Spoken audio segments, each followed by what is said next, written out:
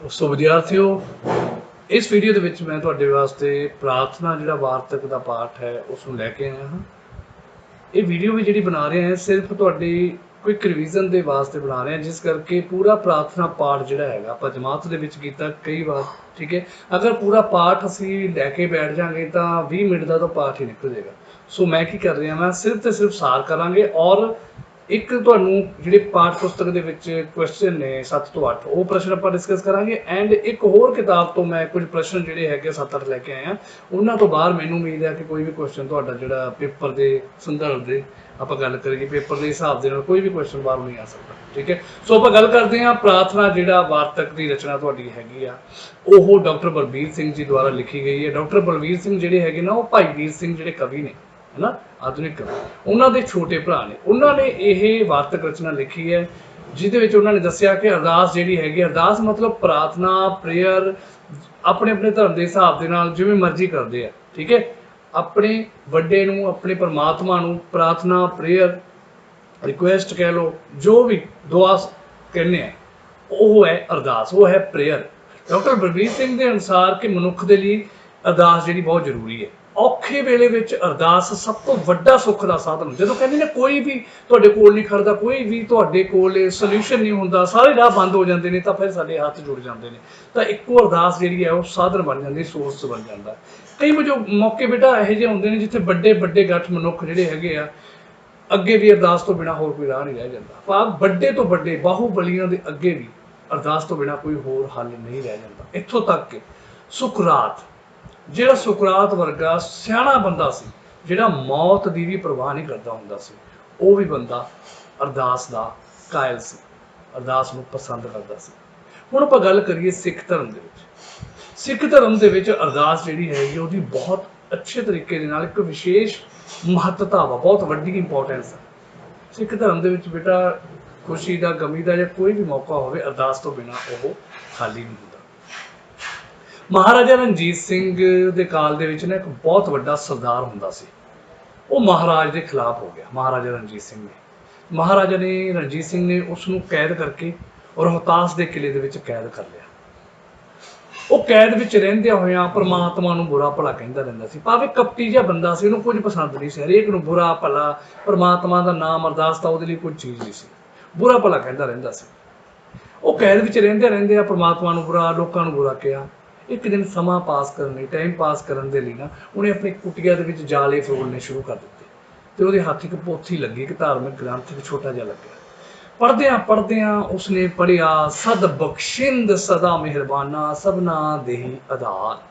जेकर आप अंग्रेजी के गल करिए, सद बख्शिंद सदा मेहरबाना भाव यू आर ऑलवेज फॉरगिविंग, भाव बख्शण वाला, एंड ऑलवेज मर्सीफुल, मेहरबान। सबना दही आधार भाव you give support to all, भाव सद बख्शण सारिਆਂ ਨੂੰ बख्शण वाला, सारिਆਂ ते मेहर करन वाला ਅਤੇ ਸਾਰਿਆਂ ਨੂੰ सपोर्ट ਜਿਹੜੀ ਹੈਗਾ आधार देण वाला, ओट देण वाला, आसरा देण वाला। ਇਹ ਸੁਣ ਕੇ ਨਾ ਉਹ ਜਿਹੜਾ ਬੰਦਾ ਸੀਗਾ, ਜਿਹੜਾ ਕਿ परमात्मा ਨੂੰ ਵੀ बुरा भला ਕਹਿੰਦਾ ਸੀਗਾ, ਉਹਦਾ मन चेंज हो गया। एक दिन पढ़द्या कुछ होर शब्द पढ़द्या ਉਹਨੂੰ समझ आ गई कि परमेश्वर परमात्मा गॉड ਜਿਹੜਾ ਹੈਗਾ ਉਹ हर वेले मनुख ਦੇ ਨਾਲ ਹੁੰਦਾ है, हमेशा वह मनुख के नाल हुंदा है। वह अरदास का वध तो वध प्रेमी हो गया, भाव अरदास प्रेयर करन लग गया। इस तो कुछ दिन बाद महाराजा रणजीत सिंह जो रोहतास के किले ते आके उत्थे डेरा लाया, भाव उत्थे रहे, तो उन्होंने रात में नींद नहीं आई। उन्होंने परमेश्वर अगे नींद वास्ते अरदास की। सवेरे बड़े प्रसन्न मन के नाल जो महाराजा रणजीत सिंह उठे तो उन्होंने एक कैदी नूं छड्डण दा ना, राजे महाराजे जो खुश होंगे सी, कहते ज्यादा कुछ माला दे दी जाती सी या कुछ इहो जिहा, है ना, तो वह खुश हो के जिहड़े हैगे आ कैदी नूं छड्डण बारे कहा। तो उन्हां दे वजीर ने महाराजा के ध्यान में लिआंदा कि एक धाड़वी सरदार है, उही जिहड़ा बुरा सी, जिहड़ा कि हुण चंगा बन गया अरदास कर करके। महाराज ने उसके वतीरे में जिहड़ा बदलाव आया उसके करके उसनूं रिहा कर दिता। इसलिए जेकर आपां गल करिए तो मनुख के वास्ते जीवन में अरदास का एक बहुत वड्डा महत्व है। सिंपल जी गल है बेटे, अरदास जिहड़ी हैगी है जिसनूं डॉक्टर बलबीर सिंह ने लिखिया होया है, वार्तक जिहड़ी रचना भाई वीर सिंह के छोटे ब्रदर, उहदे विच उन्होंने अरदास की अहमियत दसी कि अरदास हुंदी की है। ਉਸ ਤੋਂ ਬਾਅਦ ਅਰਸਤੂ ਦੀ ਐਗਜ਼ਾਮਪਲ ਲਈ, ਠੀਕ ਹੈ। ਔਰ ਸਿੱਖ ਧਰਮ ਦੇ ਵਿੱਚ ਕਿਵੇਂ ਅਰਦਾਸ ਦਾ ਜਿਹੜੀ ਇੰਪੋਰਟੈਂਸ ਆ ਉਹਦੇ ਬਾਰੇ ਦੱਸਿਆ। ਮਹਾਰਾਜਾ ਰਣਜੀਤ ਸਿੰਘ ਦੀ ਐਗਜ਼ਾਮਪਲ ਲਈ ਹੈ, ਠੀਕ ਹੈ। ਹੁਣ ਆਪਾਂ ਗੱਲ ਕਰਦੇ ਹਾਂ ਪ੍ਰਸ਼ਨਾਂ ਦੀ। ਅਰਦਾਸ ਕਦੋਂ ਅਤੇ ਕਿਉਂ ਕੀਤੀ ਜਾਂਦੀ ਹੈ? TBQ ਭਾਵ ਟੈਕਸਟ ਬੁਕਲੇਟ ਜਿਹੜਾ ਕੁਐਸਚਨ ਆ ਤੁਹਾਡੇ ਲੈਸਨ ਦੇ ਪਿੱਛੇ ਜਿਹੜੇ ਕੁਐਸਚਨ ਹੁੰਦੇ ਨੇ ਉਹਦੇ ਵਿੱਚ ਕਹਿੰਦੇ ਅਰਦਾਸ ਕਦੋਂ ਤੋਂ ਕਿਉਂ ਕੀਤੀ ਜਾਂਦੀ ਹੈ। ਸਿੱਖ ਧਰਮ ਦੇ ਵਿੱਚ ਅਰਦਾਸ ਇੱਕ ਖਾਸ ਅਹਿਮੀਅਤ ਰੱਖਦਾ ਵਾ। ਕੋਈ ਅਵਸਰ ਹੋਵੇ ਅਰਦਾਸ ਤੋਂ ਬਿਨਾਂ ਨਹੀਂ ਹੁੰਦਾ। ਜਿਵੇਂ ਪਹਿਲਾਂ ਦੱਸਿਆ, ਔਖੀ ਘੜੀ ਵੇਲੇ ਅਰਦਾਸ ਕੀਤੀ ਜਾਂਦੀ ਹੈ। ਸਿੱਖ ਧਰਮ ਵਿੱਚ ਹਰ ਸੰਸਾਰਕ ਮੌਕੇ ਜਿਵੇਂ ਜਨਮ, ਵਿਆਹ, ਮਰਨ ਆਦਿ ਤੇ ਅਰਦਾਸ ਕੀਤੀ ਹੀ ਜਾਂਦੀ ਹੈ। ਜੋ ਕਾਰਜ ਆਸਾਨੀ ਦੇ ਨਾਲ ਨੇਪਰੇ ਚੜ੍ਹ ਸਕੇ, ਨੇਪਰੇ ਮਤਲਬ ਪੂਰਾ ਹੋ ਸਕੇ, ਖੁਸ਼ੀਆਂ ਵੱਧਦੀਆਂ ਰਹਿਣ, ਭਾਣਾ ਮੰਨਣ ਦੀ ਸਮਰੱਥਾ ਮਿਲੇ, ਜਿੱਤ ਹਾਸਲ ਹੋਵੇ, ਕੁੱਲ ਮਿਲਾ ਕੇ ਪਰਮੇਸ਼ਵਰ ਨੂੰ ਹਮੇਸ਼ਾ ਆਪਣੇ ਅੰਗ ਸੰਗ ਮਹਿਸੂਸ ਕੀਤਾ ਜਾਵੇ। ਸੋ ਕਹਿੰਦੇ ਅਰਦਾਸ ਕਦੋਂ ਤੋਂ ਕਿਉਂ ਕੀਤੀ ਜਾਂਦੀ। ਸਿੱਖ ਧਰਮ ਦੇ ਵਿੱਚ ਅਗਰ ਅਰਦਾਸ ਦੀ ਗੱਲ ਕਰੀਏ ਖਾਸ ਅਹਿਮੀਅਤ ਆ। ਕੋਈ ਵੀ ਅਵਸਰ ਐਸਾ ਨਹੀਂ ਹੈਗਾ ਜਿਹੜਾ ਅਰਦਾਸ ਤੋਂ ਬਿਨਾਂ ਹੋਵੇ। ਔਖੀ ਘੜੀ ਵੇਲੇ ਅਰਦਾਸ ਹੁੰਦੀ ਹੈ, ਵਿਆਹ ਵੇਲੇ, ਜਨਮ ਵੇਲੇ, ਮੌਤ ਵੇਲੇ ਅਰਦਾਸ ਕੀਤੀ ਜਾਂਦੀ ਹੈ, ਠੀਕ ਹੈ। ਤਾਂ ਕੀਤੀ ਜਾਂਦੀ ਹੈ ਕਿ ਜਿਹੜੇ ਇਹ ਕੰਮ ਨੇ ਆਸਾਨੀ ਦੇ ਨਾਲ ਪੂਰੇ ਹੋ ਸਕਣ, ਫੁੱਲਫਿਲ ਹੋ ਸਕਣ, ਖੁਸ਼ੀਆਂ ਵੱਧਦੀਆਂ ਰਹਿਣ, ਪਰਮਾਤਮਾ ਦਾ ਭਾਣਾ ਮੰਨਣ ਦੀ ਸਮਰੱਥਾ ਮਿਲ ਸਕੇ। ਜਿਵੇਂ ਹੁਣ ਮੌਤ ਦੇ ਵੇਲੇ ਅਰਦਾਸ ਕਰਦੇ ਆ, ਹੈ ਨਾ। ਅਰਦਾਸ ਕਰਨ ਤੋਂ ਬਾਅਦ ਭਾਵ ਪਰਮਾਤਮਾ ਨੇ ਜੋ ਭਾਣਾ ਕਰ ਦਿੱਤਾ ਉਹ ਮੰਨਣ ਦੀ ਸਮਰੱਥਾ ਮਿਲ ਸਕੇ, ਜਿੱਤ ਹਾਸਲ ਹੋ ਜਾਵੇ, ਹੈ ਨਾ। ਕੁੱਲ ਮਿਲਾ ਕੇ ਪਰਮੇਸ਼ਰ ਨੂੰ ਆਪਣੇ ਅੰਗ ਸੰਗ ਮਹਿਸੂਸ ਕੀਤਾ ਜਾਵੇ। ਸੋ ਨੈਕਸਟ ਕੁਐਸਚਨ ਹੈਗਾ ਪ੍ਰਸਿੱਧ ਲੇਖਕ ਆਸਕਰ ਵਾਈਲਡ। ਬੇਟਾ ਇਹ ਕੁਐਸਚਨ ਇੰਪੋਰਟੈਂਟ ਹੈ ਕਾਫੀ। ਆਸਕਰ ਵਾਈਲਡ ਦੇ ਅਰਦਾਸ ਬਾਰੇ ਕੀ ਵਿਊ ਸਨ, ਕੀ ਕਹਿ ਰਹੇ ਸਨ ਕਿ ਅਰਦਾਸ ਕੀ ਹੁੰਦੀ ਹੈ। ਪ੍ਰਸਿੱਧ ਲੇਖਕ ਰਾਈਟਰ ਜਿਹੜਾ ਆਸਕਰ ਵਾਈਲਡ ਹੈ ਉਹ ਕਹਿੰਦਾ ਸੀਗਾ ਕਿ ਸਾਨੂੰ ਅਰਦਾਸ ਦਾ ਉੱਤਰ ਨਹੀਂ ਮਿਲਣਾ ਚਾਹੀਦਾ। ਕਿਉਂ? ਕਿਉਂਕਿ ਜੇ ਅਰਦਾਸ ਦਾ ਉੱਤਰ ਮਿਲ ਗਿਆ ਤਾਂ ਅਰਦਾਸ ਨਾ ਰਹਿ ਕੇ ਖੱਤੋ ਖਿਤਾਬਤ ਦਾ ਸਿਲਸਿਲਾ ਬਣ ਜਾਏਗੀ। ਖੱਤੋ ਖਿਤਾਬਤ ਮਤਲਬ ਮੈਂ ਖੱਤ ਪਾਇਆ ਮੈਨੂੰ ਆਨਸਰ ਮਿਲਿਆ, ਮੈਂ ਫਿਰ ਖੱਤ ਪਾਇਆ ਮੈਨੂੰ ਆਨਸਰ ਮਿਲਿਆ, ਉੱਧਰ ਮਿਲਿਆ, ਐ ਖੱਤ ਚੱਲਦਾ ਰਹਿੰਦਾ ਵਾ। ਕਹਿੰਦਾ ਅਰਦਾਸ ਜਿਹੜੀ ਹੁੰਦੀ ਹੈ ਉਹਦਾ ਉੱਤਰ ਨਹੀਂ ਮਿਲਣਾ ਚਾਹੀਦਾ। ਜਦੋਂ ਪਰਮਾਤਮਾ ਨੂੰ ਕੋਈ ਵੀ ਪ੍ਰੇਅਰ ਕਰਦੇ ਹਾਂ ਕਿ ਪਰਮਾਤਮਾ ਸਾਨੂੰ ਆਹ ਮਿਲੇ ਜਾਂ ਪਰਮਾਤਮਾ ਆਹ ਹੋਵੇ, ਉਦੋਂ ਸਾਨੂੰ ਉੱਤਰ ਨਹੀਂ ਮਿਲਦਾ। ਸੋ ਆਸਕਰ ਵਾਈਲਡ ਜਿਹੜੇ ਹੈਗੇ ਆ ਉਹਨਾਂ ਨੇ ਕਿਹਾ ਸੀ ਕਿ ਅਰਦਾਸ ਦਾ ਉੱਤਰ ਮਿਲਣਾ ਵੀ ਨਹੀਂ ਚਾਹੀਦਾ, ਕਿਉਂਕਿ ਜੇ ਉੱਤਰ ਮਿਲ ਗਿਆ ਫਿਰ ਤਾਂ ਖੱਤੋ ਖਿਤਾਬਤ ਦਾ ਸਿਲਸਿਲਾ ਬਣ ਜਾਏਗੀ, ਠੀਕ ਹੈ। ਸੋ ਨੈਕਸਟ ਕੁਐਸਚਨ ਹੈ ਕਿ ਸਿੱਖ ਧਰਮ ਦੇ ਵਿੱਚ ਅਰਦਾਸ ਦੀ ਕੀ ਮਹੱਤਤਾ ਹੈ। ਪਹਿਲਾਂ ਦੱਸ ਚੁੱਕੇ ਹਾਂ ਬੇਟਾ। ਜਿਹੜਾ ਪਹਿਲਾ ਕੁਐਸਚਨ ਆ ਉਹਨੂੰ ਤੁਸੀਂ ਨਾਲ ਜੋੜ ਸਕਦੇ ਹੋ। ਸਿੱਖ ਧਰਮ ਵਿੱਚ ਅਰਦਾਸ ਚੜ੍ਹਦੀ ਕਲਾ ਦਾ ਸਾਧਨ ਹੈ। ਚੜ੍ਹਦੀ ਕਲਾ ਕੀ ਹੁੰਦੀ ਹੈ ਪਤਾ? ਉਹ ਅੱਗੇ ਕੁਐਸਚਨ ਆਏਗਾ, ਚਲੋ ਉਹ ਵੀ ਦੱਸਦੇ ਹਾਂ। ਅਰਦਾਸ ਦਾ ਆਰੰਭ ਤਾਂ ਨਿੱਜੀ ਯਾਚਨਾ ਤੋਂ ਹੁੰਦਾ ਹੈ। ਭਾਵ ਜਦੋਂ ਅਸੀਂ ਅਰਦਾਸ ਕਰਦੇ ਹਾਂ ਅਸੀਂ ਪ੍ਰਾਰਥਨਾ ਪਰਮਾਤਮਾ ਦੇ ਅੱਗੇ ਅਰਦਾਸ ਕਰਦੇ ਹਾਂ, ਆਪਣੇ ਕੰਮ ਦੇ ਲਈ ਕਰਦੇ ਹਾਂ, ਹੈ ਨਾ। ਐਂਡ ਦੇ ਉੱਤੇ ਜਦੋਂ ਅਸੀਂ ਅਰਦਾਸ ਖਤਮ ਕਰਦੇ ਹਾਂ ਤਾਂ ਅਸੀਂ ਕਹਿੰਦੇ ਹਾਂ ਸਰਬੱਤ ਦਾ ਭਲਾ, ਤੇਰੇ ਭਾਣੇ ਸਰਬੱਤ ਦਾ ਭਲਾ, ਨਾਨਕ ਨਾਮ ਚੜ੍ਹਦੀ ਕਲਾ, ਤੇਰੇ ਭਾਣੇ ਸਰਬੱਤ ਦਾ ਭਲਾ। ਭਰਾਵ ਚੜ੍ਹਦੀ ਕਲਾ ਰਹੇ। ਚੜ੍ਹਦੀ ਕਲਾ ਉਹ ਹੁੰਦੀ ਹੈ ਜਿਹਦੇ ਵਿੱਚ ਅਸੀਂ ਆਪ ਦਾ ਨਾ ਮੰਗ ਕੇ ਸਾਰੇ ਸਰਬੱਤ ਦਾ ਮੰਗਦੇ ਹਾਂ, ਠੀਕ ਹੈ। ਸਿੱਖ ਧਰਮ ਵਿੱਚ ਅਰਦਾਸ ਦੀ ਬੜੀ ਜਿਹੜੀ ਹੈਗੀ ਆ ਜਿਹੜਾ ਅਗਰ ਆਪਾਂ ਗੱਲ ਕਰੀਏ ਸਿੱਖ ਧਰਮ ਵਿੱਚ ਅਰਦਾਸ ਚੜ੍ਹਦੀ ਕਲਾ ਦਾ ਸਾਧਨ ਹੈ। ਚੜ੍ਹਦੀ ਕਲਾ ਅਰਦਾਸ ਦਾ ਆਰੰਭ ਨਿੱਜ ਤੋਂ ਹੁੰਦਾ ਹੈ, ਆਪਣੇ ਲਈ ਮੰਗਦੇ ਹਾਂ, ਤੇ ਅੰਤ ਜਿਹੜਾ ਹੁੰਦਾ ਸਰਬੱਤ ਦੇ ਭਾਣੇ ਨਾਲ। ਜਿਵੇਂ ਤੁਹਾਨੂੰ ਕਿਹਾ ਨਾਨਕ ਨਾਮ ਚੜ੍ਹਦੀ ਕਲਾ, ਤੇਰੇ ਭਾਣੇ ਸਰਬੱਤ ਦਾ ਭਲਾ। ਸਰਬੱਤ ਦੇ ਭਲੇ ਦਾ ਭਾਵ ਆਉਂਦਿਆਂ ਹੀ ਮਨੁੱਖ ਦੇ ਮਨ ਦੇ ਸਾਰੇ ਨੁਕਸ ਦੂਰ ਹੋ ਜਾਂਦੇ। ਜਦੋਂ ਅਸੀਂ ਦੂਜਿਆਂ ਦੇ ਵਾਸਤੇ ਮੰਗਦੇ ਹਾਂ ਨਾ ਤਾਂ ਫਿਰ ਅਸੀਂ ਸੈਲਫਿਸ਼ ਨਹੀਂ ਹੁੰਦੇ, ਠੀਕ ਹੈ। ਫਿਰ ਸਾਰੇ ਨੁਕਸ ਸਾਡੇ ਦੂਰ ਹੋ ਜਾਂਦੇ ਨੇ। ਇਸੇ ਦਾ ਨਾਂ ਚੜ੍ਹਦੀ ਕਲਾ ਹੈ। ਭਾਵ ਜਦੋਂ ਅਸੀਂ ਦੂਜਿਆਂ ਦੇ ਲਈ ਮੰਗਦੇ ਹਾਂ, ਸਰਬੱਤ ਦੇ ਭਲੇ ਲਈ ਮੰਗਦੇ ਹਾਂ, ਆਪਣੇ ਲਈ ਨਹੀਂ ਮੰਗਦੇ, ਸਾਰੇ ਨੁਕਸ ਦੂਰ ਹੋ ਜਾਂਦੇ। ਇਹਨੂੰ ਚੜ੍ਹਦੀ ਕਲਾ ਕਿਹਾ ਜਾਂਦਾ ਹੈ। ਸਿੱਖ ਅਰਦਾਸ ਰਾਹੀਂ ਇਸ ਅਵਸਥਾ ਦੀ ਪੂਰਨਤਾ ਇੱਕ ਮਹੱਤਵਪੂਰਨ ਘਟਨਾ ਹੈ। ਸੋ ਸਿੱਖ ਧਰਮ ਵਿੱਚ ਅਰਦਾਸ ਦੀ ਬਹੁਤ ਮਹੱਤਤਾ ਹੈ, ਇੰਪੋਰਟੈਂਸ ਹੈ, ਠੀਕ ਹੈ। ਸਿੱਖ ਧਰਮ ਵਿੱਚ ਅਰਦਾਸ ਹਮੇਸ਼ਾ ਚੜ੍ਹਦੀ ਕਲਾ ਦਾ ਸਾਧਨ ਹੈ। ਸੋ ਚੜ੍ਹਦੀ ਕਲਾ ਦਾ ਸਾਧਨ ਭਾਵ ਅਸੀਂ ਅਰਦਾਸ ਆਪਣੀ ਨਿੱਜ ਭਾਵ ਆਪਣੇ ਆਪ ਲਈ ਸ਼ੁਰੂ ਕਰਦੇ ਹਾਂ, ਪਰ ਅੰਤ ਜਿਹੜਾ ਹੁੰਦਾ ਸਰਬੱਤ ਦੇ ਭਲੇ ਦੇ ਨਾਲ ਹੁੰਦਾ ਹੈ। ਪ੍ਰਾਰਥਨਾ ਕਰਨ ਨਾਲ ਕੈਦੀ ਦੇ ਵਿਹਾਰ 'ਚ ਕਿਹੋ ਜਿਹੀ ਤਬਦੀਲੀ ਆਈ। ਮਹਾਰਾਜਾ ਰਣਜੀਤ ਸਿੰਘ ਨੇ ਜਿਹੜੇ ਸਰਦਾਰ ਧਾੜਵੀ ਨੂੰ ਕੈਦ ਕੀਤਾ ਸੀ ਨਾ ਰੋਹਤਾਸ ਦੇ ਕਿਲੇ ਵਿੱਚ, ਉਹਦੇ ਬਾਰੇ ਗੱਲ ਹੋ ਰਹੀ ਹੈ। ਸੋ ਪ੍ਰਮਾਤਮਾ ਅੱਗੇ ਅਰਦਾਸ ਕਰਦੇ ਕਰਦੇ ਉਸ ਆਦਮੀ ਦੇ ਜਿਹੜਾ ਕਿ ਪ੍ਰਮਾਤਮਾ ਨੂੰ ਵੀ ਗਾਲਾਂ ਕੱਢਦਾ ਹੁੰਦਾ ਸੀ, ਬੁਰਾ ਭਲਾ ਕਹਿੰਦਾ ਹੁੰਦਾ ਸੀ, ਉਹਦੇ ਵਰਤਾਰੇ 'ਚ ਬਹੁਤ ਜ਼ਿਆਦਾ ਵਰਤਾਰਾ ਭਾਵ ਬਿਹੇਵੀਅਰ ਦੇ ਵਿੱਚ ਬਹੁਤ ਜ਼ਿਆਦਾ ਬਦਲਾਅ ਆ ਗਿਆ। ਉਹ ਆਪਣੇ ਆਪ ਨੂੰ ਆਨੰਦਿਤ ਮਹਿਸੂਸ ਕਰਨ ਲੱਗ ਗਿਆ। ਉਹਨੂੰ ਪਤਾ ਲੱਗਾ ਕਿ ਪ੍ਰਮਾਤਮਾ ਹਮੇਸ਼ਾ ਮੇਰੇ ਨਾਲ ਰਹਿੰਦਾ ਹੈ। ਉਹਦਾ ਪ੍ਰਮਾਤਮਾ ਦੇ ਉੱਤੇ ਭਰੋਸਾ ਵੀ ਬਣ ਗਿਆ। ਉਸ ਦੀ ਦਇਆ ਤੇ ਕੋਈ ਸ਼ੱਕ ਨਹੀਂ ਰਿਹਾ। ਉਹਨੂੰ ਪਤਾ ਲੱਗ ਗਿਆ ਕਿ ਪ੍ਰਮਾਤਮਾ ਜਿਹੜਾ ਹੈਗਾ ਮਰਸੀਫੁੱਲ ਆ, ਠੀਕ ਹੈ, ਫੋਰਗਿਵਿੰਗ ਹੈ, ਔਰ ਹਮੇਸ਼ਾ ਸਾਰਿਆਂ ਦੀ ਸਪੋਰਟ ਕਰਦਾ ਹੈ। ਉਹਦਾ ਮਨ ਸ਼ਾਂਤ ਹੋ ਗਿਆ, ਮਿੱਠਾ ਬੋਲਣ ਲੱਗ ਗਿਆ, ਤੇ ਉਹ ਕਿਸੇ ਦੇ ਨਾਲ ਨਿਮਰਤਾ, ਹਰ ਇੱਕ ਦੇ ਨਾਲ ਨਿਮਰਤਾ ਨਾਲ ਪੇਸ਼ ਕਰਨ ਲੱਗ ਗਿਆ। ਸੋ ਇਨ ਸਿੰਪਲ ਵਰਡ, ਜਦੋਂ ਅਰਦਾਸ ਕਰਨ ਲੱਗ ਗਿਆ, ਜਿਵੇਂ ਜਿਵੇਂ ਅੱਗੇ ਤੋਂ ਅੱਗੇ ਪੜ੍ਹਦਾ ਗਿਆ, ਉਹ ਆਨੰਦਿਤ ਮਹਿਸੂਸ ਕਰਨ ਲੱਗ ਗਿਆ, ਪ੍ਰਮਾਤਮਾ ਤੇ ਭਰੋਸਾ ਬਣ ਗਿਆ, ਪ੍ਰਮਾਤਮਾ ਨੂੰ ਆਪਣੇ ਨਾਲ ਮਹਿਸੂਸ ਕਰਨ ਲੱਗ ਗਿਆ। ਉਹਦੀ ਦਇਆ ਦੇ ਉੱਤੇ ਕੋਈ ਸ਼ੱਕ ਨਹੀਂ ਸੀ, ਉਹਨੂੰ ਪਤਾ ਸੀ ਉਹ ਮਰਸੀਫੁਲ ਹੈ ਤੇ ਫੋਰਗਿਵਿੰਗ ਹੈ। ਉਹਦਾ ਮਨ ਵੀ ਸ਼ਾਂਤ ਹੋ ਗਿਆ, ਦੂਜਿਆਂ ਨਾਲ ਮਿੱਠਾ ਬੋਲਣ ਲੱਗ ਗਿਆ ਤੇ ਹਰ ਇੱਕ ਦੇ ਨਾਲ ਨਿਮਰਤਾ ਦੇ ਨਾਲ ਪੇਸ਼ ਆਉਣ ਲੱਗ ਗਿਆ। ਹੁਣ ਕੁਐਸਚਨ ਹੈ, ਮਹਾਰਾਜਾ ਰਣਜੀਤ ਸਿੰਘ ਨੇ ਕੈਦੀ ਦੀ ਸਜ਼ਾ ਮਾਫ ਕਿਉਂ ਕੀਤੀ? ਬੇਟਾ ਰੋਹਤਾਸ ਦੇ ਕਿਲੇ ਤੇ ਜਦੋਂ ਮਹਾਰਾਜਾ ਰਣਜੀਤ ਸਿੰਘ ਗਏ ਸੀ, ਉੱਥੇ ਨਾ ਉਹ ਬਿਮਾਰ ਸੀ, ਉਹਨਾਂ ਨੂੰ ਨੀਂਦ ਨਹੀਂ ਆ ਰਹੀ ਸੀ। ਪਰਮਾਤਮਾ ਅੱਗੇ ਅਰਦਾਸ ਕੀਤੀ, ਜਦੋਂ ਉਹਨਾਂ ਨੇ ਅਰਦਾਸ ਕੀਤੀ ਤੇ ਉਹਨਾਂ ਨੂੰ ਨੀਂਦ ਆ ਗਈ। ਫਿਰ ਦੂਜੇ ਦਿਨ ਖੁਸ਼ ਸੀ ਨਾ ਜਦੋਂ, ਫਿਰ ਉਹਨਾਂ ਨੇ ਉੱਠ ਕੇ ਜਿਹੜੇ ਕਿਹਾ ਕਿ ਹਾਂ ਮੈਂ ਕੈਦੀ ਛੱਡਣਾ, ਜਿਵੇਂ ਮੈਂ ਪਹਿਲਾਂ ਤੁਹਾਨੂੰ ਦੱਸਿਆ। ਸੋ ਆਨਸਰ 'ਚ ਕੀ ਕਿਹਾ ਵਾ, ਮਹਾਰਾਜਾ ਰਣਜੀਤ ਸਿੰਘ ਜਦੋਂ ਰੋਹਤਾਸ ਦੇ ਡੇਰੇ ਲਾਏ ਨਾ ਜਾ ਕੇ ਕਿਲੇ ਤੇ, ਰਾਤ ਨੂੰ ਸਿਹਤ ਢਿੱਲੀ ਹੋ ਗਈ, ਦਵਾਈਆਂ ਵੀ ਅਸਰ ਨਹੀਂ ਕੀਤੀਆਂ, ਅੱਧੀ ਰਾਤ ਹੋ ਗਈ, ਨੀਂਦ ਨਹੀਂ ਆਈ। ਉੱਠ ਕੇ ਪਰਮਾਤਮਾ ਅੱਗੇ ਨੀਂਦ ਲਈ ਅਰਦਾਸ ਕੀਤੀ, ਅਰਜ਼ੋਈ ਕੀਤੀ, ਪ੍ਰੇਅਰ ਕੀਤੀ। ਸਵੇਰੇ ਉੱਠਦਿਆਂ ਹੀ ਵਾਹਿਗੁਰੂ ਸਿਰਜਣਹਾਰ ਦੇ ਧੰਨਵਾਦ ਵਜੋਂ ਭਾਰੇ ਕੈਦੀ ਨੂੰ ਛੁਟਕਾਰਾ ਦੇਣ ਦਾ ਮਨ ਬਣਾਇਆ। ਇਸ ਲਈ ਵਜ਼ੀਰ ਨੇ ਉਹਨਾਂ ਨੂੰ ਧਿਆਨ 'ਚ ਲਿਆਇਆ ਕਿ ਇੱਕ ਕੈਦੀ ਜਿਹਾ ਵਾ ਜਿਹਦਾ ਕਿ ਬਿਹੇਵੀਅਰ ਬੜਾ ਚੇਂਜ ਹੋ ਗਿਆ, ਸਾਡੇ ਅਗੇਂਸਟ ਸੀ ਬਟ ਉਹ ਚੰਗਾ ਬੜਾ ਬਣ ਗਿਆ। ਤਾਂ ਇਸ ਕਰਕੇ ਪਰਮਾਤਮਾ ਨੇ ਜੋ ਦਇਆ ਕੀਤੀ ਸੀ ਮਹਾਰਾਜਾ ਰਣਜੀਤ ਸਿੰਘ ਤੇ, ਉਹਦੇ ਕਰਕੇ ਉਹਨਾਂ ਨੇ ਇੱਕ ਭਾਰੇ ਕੈਦੀ ਨੂੰ ਛੱਡ ਦਿੱਤਾ, ਉਹਦੀ ਸਜ਼ਾ ਮੁਆਫ ਕਰ ਦਿੱਤੀ। ਠੀਕ ਹੈ। ਨੈਕਸਟ ਕੁਐਸਚਨ ਹੈ, ਕੈਦੀ ਨੇ ਆਪਣੀ ਰਿਹਾਈ ਸਮੇਂ ਮਹਾਰਾਜਾ ਰਣਜੀਤ ਸਿੰਘ ਨੂੰ ਕੀ ਕਿਹਾ? ਮਹਾਰਾਜਾ ਰਣਜੀਤ ਸਿੰਘ ਨੂੰ ਕਿਹਾ ਕਿ ਉਹ ਉਹਨਾਂ ਦੀ ਕਿਰਪਾ ਨਾਲ ਹੀ ਧਾੜਵੀ ਤੋਂ ਸਰਦਾਰ ਬਣਿਆ ਹੈ। ਉਹਨਾਂ ਦੀ ਕੈਦ ਵਿੱਚ ਰਹਿ ਕੇ ਉਹ ਉਸ ਪਰਮਾਤਮਾ ਦੇ ਪਿਆਰ ਨੂੰ ਜਾਣ ਸਕੇ। ਉਹਨਾਂ ਦੇ ਭਾਵ ਉਹ ਮਹਾਰਾਜਾ ਰਣਜੀਤ ਸਿੰਘ ਕਰਕੇ ਹੀ ਧਾੜਵੀ ਤੋਂ, ਧਾੜਵੀ ਕਿਹੜਾ ਹੁੰਦਾ, ਅਟੈਕ ਕਰਨ ਵਾਲਾ, ਤੋਂ ਸਰਦਾਰ ਬਣ ਗਿਆ। ਜਿਹੜਾ ਉਹਨਾਂ ਦਾ ਸਰਦਾਰ ਹੁੰਦਾ, ਜਿਵੇਂ ਸੈਨਾ ਦਾ ਮੁਖੀ ਹੁੰਦਾ ਨਾ, ਉਵੇਂ ਧਾੜਵੀ ਤੋਂ ਸਰਦਾਰ ਬਣ ਗਿਆ। ਕਿਹਨੇ ਬਣਾਇਆ? ਮਹਾਰਾਜਾ ਰਣਜੀਤ ਸਿੰਘ ਦੇ ਕਰਕੇ। ਉਹਨਾਂ ਦੀ ਕੈਦ ਵਿੱਚ, ਮਹਾਰਾਜਾ ਰਣਜੀਤ ਸਿੰਘ ਦੀ ਕੈਦ ਵਿੱਚ ਰੋਹਤਾਸ ਦੇ ਕਿਲੇ ਵਿੱਚ ਰਹਿ ਕੇ ਉਹਨੇ ਜਦੋਂ ਪੋਥੀ ਪੜ੍ਹੀ, ਉਹਨੂੰ ਪਰਮਾਤਮਾ ਦੇ ਪਿਆਰ ਬਾਰੇ ਪਤਾ ਚੱਲਿਆ। ਉਹ ਸੱਚੀ ਖੁਸ਼ੀ ਮਹਿਸੂਸ ਕਰ ਰਿਹਾ ਹੈ, ਉਹ ਉਸ ਦੇ ਪ੍ਰੇਮ ਵਿੱਚ ਮਗਨ ਹੈ, ਉਸ ਦੀ ਦਇਆ ਨਾਲ ਹੀ ਉਸ ਨੂੰ ਕੈਦ ਤੋਂ ਮੁਕਤੀ ਮਿਲੀ ਹੈ।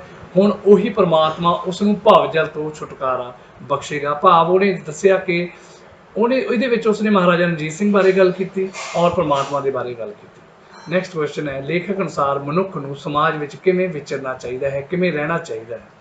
ਲੇਖਕ ਦੇ ਅਨੁਸਾਰ ਮਨੁੱਖ ਨੂੰ ਆਪਣੇ ਪਾਪ ਬਖਸ਼ਾ ਕੇ ਪ੍ਰਭੂ ਦੇ ਨਾਮ ਰੂਪ ਖੇਪ ਨੂੰ ਲੱਦ ਲੈਣਾ ਚਾਹੀਦਾ ਹੈ ਅਤੇ ਪਰਮਾਤਮਾ ਦੀ ਦਰਗਾਹ ਚੱਲਣਾ ਚਾਹੀਦਾ ਹੈ, ਜਿੱਥੇ ਭਲੇ ਬੁਰੇ ਕੰਮਾਂ ਤੋਂ ਛੁਟਕਾਰਾ ਮਿਲ ਜਾਂਦਾ ਹੈ। ਉਸ ਨੂੰ ਸੰਸਾਰ ਵਿੱਚ ਸ਼ੁੱਧ ਵਿਹਾਰ ਰੱਖਣਾ ਚਾਹੀਦਾ ਹੈ, ਚਿੱਤ ਕਰਤਾਰ ਵੱਲ ਰੱਖਣਾ ਚਾਹੀਦਾ ਹੈ, ਸदैव ਅਰਦਾਸ ਕਰਨੀ ਚਾਹੀਦੀ ਹੈ। ਇਨ ਸਿੰਪਲ ਔਰ ਇਨ ਸਿੰਗਲ ਔਰ ਮਾਫ ਕਰਨਾ ਸਿੰਪਲ ਲੈਂਗੁਏਜ ਦੇ ਵਿੱਚ ਜੇਕਰ ਗੱਲ ਕਰੀਏ ਤਾਂ ਇਹ ਹੈ ਕਿ ਇਹਦੇ ਵਿੱਚ ਇਹ ਕਿਹਾ ਗਿਆ ਹੈ ਕਿ ਮਨੁੱਖ ਨੂੰ ਆਪਣੇ ਪਾਪ ਬਖਸ਼ਾ ਕੇ, ਮੁਆਫ ਕਰਵਾ ਕੇ ਹਮੇਸ਼ਾ ਪਰਮਾਤਮਾ ਦੇ ਲੜ ਲੱਗਣਾ ਚਾਹੀਦਾ ਹੈ, ਉਹਦੇ ਦਰ ਤੇ ਆਉਣਾ ਜਾਣਾ ਚਾਹੀਦਾ ਹੈ, ਬੁਰੇ ਕੰਮਾਂ ਨੂੰ ਛੱਡ ਦੇਣਾ ਚਾਹੀਦਾ ਹੈ, ਚੰਗੇ ਕਰਮ ਕਰਨੇ ਚਾਹੀਦੇ ਹਨ, ਸ਼ੁੱਧ ਵਿਚਾਰ, ਚੰਗੇ ਵਿਹਾਰ, ਚੰਗਾ ਵਿਹਾਰ ਕਰਨਾ ਚਾਹੀਦਾ ਹੈ, ਪਰਮਾਤਮਾ ਦੀ ਪ੍ਰੇਅਰ ਕਰਨੀ ਚਾਹੀਦੀ ਹੈ, ਹਮੇਸ਼ਾ ਉਸ ਦੀ ਅਰਦਾਸ ਕਰਦੀ ਰਹਿਣੀ ਚਾਹੀਦੀ ਹੈ, ਹਮੇਸ਼ਾ ਪਰਮਾਤਮਾ ਦਾ ਨਾਮ ਤੇ ਹੋਣਾ ਚਾਹੀਦਾ ਹੈ। ਇਹ ਸਿੰਪਲ ਸ਼ਬਦਾਂ ਦੇ ਵਿੱਚ ਕਿਹਾ ਗਿਆ ਹੈ। ਸੋ ਇਸ ਤੋਂ ਬਿਨਾਂ ਜਿਹੜੀ ਮੈਂ ਦੂਸਰੀ ਕਿਤਾਬ ਦੇ ਵਿੱਚੋਂ ਤੁਹਾਡੇ ਕੋਲ ਲੈ ਕੇ ਆਇਆ ਪ੍ਰਸ਼ਨ, ਉਹ ਹੈ ਇਹ। ਆਪਾਂ ਸਿੱਧੀ ਹੀ ਪ੍ਰਸ਼ਨਾਂ ਦੇ ਉੱਤੇ ਗੱਲ ਕਰਾਂਗੇ। ਆਸਕਰ ਵਾਈਲਡ ਨੇ ਅਰਦਾਸ ਬਾਰੇ ਕੀ ਕਿਹਾ? ਬੇਟਾ ਰਿਪੀਟਡ ਕੁਐਸਚਨ ਜਿਹੜੇ ਹੋਣਗੇ ਉਹ ਆਪਾਂ ਸਕਿਪ ਕਰ ਦਾਂਗੇ। ਆਸਕਰ ਵਾਈਲਡ ਨੇ ਕੀ ਕਿਹਾ ਸੀ ਕਿ ਅਰਦਾਸ ਜਿਹੜਾ ਹੈਗਾ ਉਹਦਾ ਉੱਤਰ ਨਹੀਂ ਮਿਲਣਾ ਚਾਹੀਦਾ, ਜੇ ਉੱਤਰ ਮਿਲ ਗਿਆ ਤਾਂ ਇਹ ਖੱਤੋ ਖਿਤਾਬਤ ਦਾ ਸਿਲਸਿਲਾ ਬਣ ਜਾਏਗਾ। ਇਸ ਕਰਕੇ ਸਾਨੂੰ ਅਰਦਾਸ ਦਾ ਉੱਤਰ ਨਹੀਂ ਚਾਹੀਦਾ ਔਰ ਮਿਲਣਾ ਵੀ ਨਹੀਂ ਚਾਹੀਦਾ। ਨੈਕਸਟ ਕੁਐਸਚਨ ਹੈ, ਵਜ਼ੀਰ ਨੇ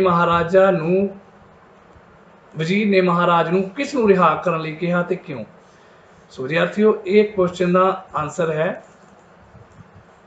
ਵਜ਼ੀਰ ਨੇ ਮਹਾਰਾਜਾ ਨੂੰ ਧਾੜਵੀ ਨੂੰ ਰਿਹਾ ਕਰਨ ਲਈ ਕਿਹਾ ਕਿਉਂਕਿ ਪ੍ਰਾਰਥਨਾ ਦੇ ਨਾਲ, ਪ੍ਰੇਅਰ ਦੇ ਨਾਲ, ਅਰਦਾਸ ਦੇ ਨਾਲ ਉਹ ਬੰਦਾ ਪਰਮਾਤਮਾ ਤੋਂ ਜਾਣੂ ਹੋ ਗਿਆ ਸੀ। ਉਹਦਾ ਵਿਹਾਰ ਜਿਹੜਾ ਬਦਲ ਗਿਆ ਸੀ, ਸੁਭਾਅ ਚੇਂਜ ਹੋ ਗਿਆ ਸੀ, ਵਰਤਾਰਾ ਬਦਲ ਗਿਆ ਸੀ, ਲੋਕਾਂ ਦੇ ਨਾਲ, ਦੂਜੇ ਲੋਕਾਂ ਦੇ ਨਾਲ ਮਿੱਠਾ ਚੰਗਾ ਬੋਲਣਾ ਸ਼ੁਰੂ ਕਰ ਦਿੱਤਾ ਸੀ। ਠੀਕ ਹੈ, ਹਮੇਸ਼ਾ ਪਰਮਾਤਮਾ ਦੇ ਨਾਲ ਜੁੜਨ ਦੀਆਂ ਗੱਲਾਂ ਕਰਦਾ ਸੀ ਤੇ ਹਮੇਸ਼ਾ ਪਰਮਾਤਮਾ ਦਾ ਜਿਹੜਾ ਵਿਸ਼ਵਾਸ ਹੈ, ਭਾਵ ਉਹਨੂੰ ਪਤਾ ਲੱਗ ਗਿਆ ਕਿ ਪਰਮਾਤਮਾ ਸਾਡੇ ਨਾਲ ਹੁੰਦਾ ਹੈ, ਸਾਨੂੰ ਮਾਫ ਕਰਦਾ ਹੈ ਔਰ ਸਾਨੂੰ ਸਪੋਰਟ ਕਰਦਾ ਹੈ, ਮਰਸੀਫੁਲ ਹੈ ਐਂਡ ਜਿਹੜਾ ਹੈ ਫੋਰਗਿਵਿੰਗ ਹੈ। ਇਸ ਕਰਕੇ ਵਜ਼ੀਰ ਨੇ ਮਹਾਰਾਜਾ ਰਣਜੀਤ ਸਿੰਘ ਨੂੰ ਉਸ ਧਾੜਵੀ ਨੂੰ ਮਾਫ ਕਰਨ ਦੇ ਲਈ ਕਿਹਾ। ਨੈਕਸਟ ਪ੍ਰਸ਼ਨ ਹੈ, ਚੜ੍ਹਦੀ ਕਲਾ ਤੋਂ ਕੀ ਭਾਵ ਹੈ? ਪਹਿਲਾਂ ਹੀ ਦੱਸ ਚੁੱਕੇ ਹਾਂ ਚੜ੍ਹਦੀ ਕਲਾ ਤੋਂ ਕੀ ਭਾਵ ਹੈ। ਬੇਟਾ ਇਹ ਕੁਐਸਚਨ ਬਹੁਤ ਇੰਪੋਰਟੈਂਟ ਹੈ। ਚੜ੍ਹਦੀ ਕਲਾ ਤੋਂ ਭਾਵ ਹੈ ਸਰਬੱਤ ਦਾ ਭਲਾ ਮੰਗਣਾ, ਭਾਵ ਆਪਣਾ ਨਹੀਂ, ਸਰਬੱਤ ਦਾ, ਪੂਰੇ ਜੱਗ ਦਾ, ਪੂਰੀ ਦੁਨੀਆ ਦਾ ਭਲਾ ਮੰਗਣਾ। ਜੇਕਰ ਪੂਰੀ ਦੁਨੀਆ ਦਾ ਭਲਾ ਮੰਗ ਲਿਆ ਤਾਂ ਉਹਦੇ ਵਿੱਚ ਤਾਂ ਆਪਾਂ ਵੀ ਆ ਗਏ। ਸੋ ਆਪਣੇ ਨਿੱਜੀ ਸਵਾਰਥ ਤੋਂ ਉੱਪਰ ਉੱਠ ਕੇ ਜਦੋਂ ਅਸੀਂ ਸਰਬੱਤ ਦੇ ਭਲੇ ਦੀ ਗੱਲ ਕਰਦੇ ਹਾਂ, ਮਾਇਆ ਦੇ ਪਾਪ ਤੋਂ ਦੂਰ ਰਹਿ ਕੇ ਮਨੁੱਖਤਾ ਦੇ ਭਲੇ ਦੀ ਗੱਲ ਕਰਦੇ ਹਾਂ, ਤਾਂ ਇਸ ਦਾ ਮਤਲਬ ਹੈ ਚੜ੍ਹਦੀ ਕਲਾ। ਠੀਕ ਹੈ, ਸੋ ਇਹਦੇ ਵਿੱਚ ਚੌਥਾ ਪ੍ਰਸ਼ਨ ਹੈ ਕਿ ਸਿੱਖ ਦੀ ਅਰਦਾਸ ਬਾਕੀਆਂ ਨਾਲੋਂ ਵੱਖਰੀ ਕਿਵੇਂ ਹੁੰਦੀ ਹੈ। ਇਹ ਪ੍ਰਸ਼ਨ ਮੈਂ ਤਾਂ ਲੈ ਕੇ ਆਇਆ ਬੇਟਾ ਨੈਕਸਟ ਵਾਲੇ ਟੈਕਸਟ ਬੁਕਲੇਟ ਤੋਂ ਬਿਨਾ, ਕਿਉਂਕਿ ਕਈ ਵਾਰੀ ਕੁਐਸਚਨ ਮੋਲਡ ਕਰਕੇ ਪਾ ਦਿੱਤੇ ਜਾਂਦੇ ਨੇ, ਸੋ ਆਪਾਂ ਉਹਦੇ ਲਈ ਤਿਆਰ ਰਵਾਂਗੇ। ਸਿੱਖ ਦੀ ਅਰਦਾਸ ਕਹਿੰਦੇ ਵੱਖਰੀ ਕਿਵੇਂ ਆ? ਬਿਲਕੁਲ ਵੱਖਰੀ ਹੈ ਜੀ, ਨਿਰਾਲੀ ਹੈ। ਇਹ ਅਰਦਾਸ ਨਿੱਜੀ ਯਾਚਨਾ ਤੋਂ ਸ਼ੁਰੂ ਹੋ ਕੇ ਨਿੱਜ ਤੋਂ ਉੱਪਰ, ਨਿੱਜੀ ਯਾਚਨਾ ਭਾਵ ਆਪਣੇ ਆਪ ਤੋਂ ਸ਼ੁਰੂ ਹੋ ਕੇ ਫਿਰ ਸਰਬੱਤ ਦੇ ਭਲੇ ਵਿੱਚ ਆ ਜਾਂਦੀ ਹੈ, ਭਾਵ ਜਿਹਨੂੰ ਚੜ੍ਹਦੀ ਕਲਾ ਕਹਿੰਦੇ ਆ, ਹੋ ਜਾਂਦੀ ਹੈ ਤੇ ਸਰਬੱਤ ਦੇ ਭਲੇ ਤੇ ਖਤਮ ਹੁੰਦੀ ਹੈ, ਭਾਵ ਸਭ ਦੇ ਭਲੇ ਦੀ ਮੰਗ ਕਰਦੀ ਹੈ। ਨਾਨਕ ਨਾਮ ਚੜ੍ਹਦੀ ਕਲਾ ਤੇਰੇ ਭਾਣੇ ਸਰਬੱਤ ਦਾ ਭਲਾ। ਇਸ ਕਰਕੇ ਸਿੱਖਾਂ ਦੀ ਜਿਹੜੀ ਅਰਦਾਸ ਹੈ ਉਹ ਵੱਖਰੀ ਹੈ, ਨਿਰਾਲੀ ਹੈ, ਯੂਨੀਕ ਹੈ, ਡਿਫਰੈਂਟ ਹੈ, ਦੂਸਰਿਆਂ ਨਾਲੋਂ ਵੱਖਰੀ ਹੈ, ਕਿਉਂਕਿ ਉਹ ਆਪਣੇ ਆਪ ਤੋਂ ਸ਼ੁਰੂ ਕਰਦਾ ਕਿ ਪ੍ਰਮਾਤਮਾ ਮੈਨੂੰ ਆਹ ਕੁਝ ਦੇਈਂ।